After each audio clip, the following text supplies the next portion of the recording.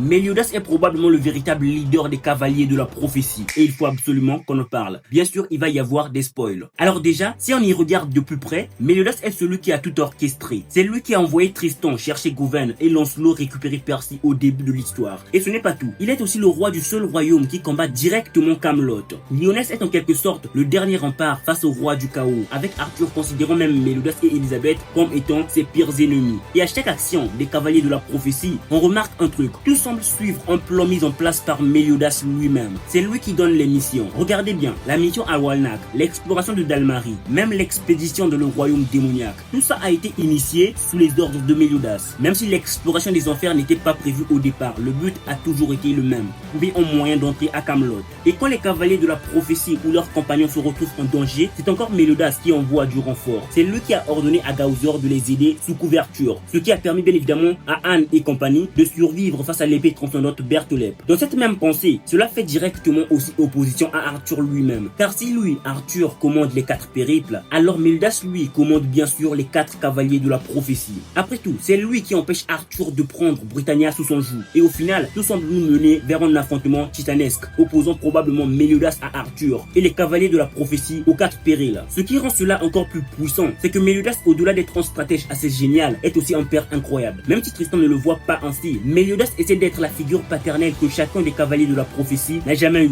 Et c'est ce qui rend son rôle aussi puissant qu'émotionnellement fort. C'est donc pour toutes ces raisons que je pense que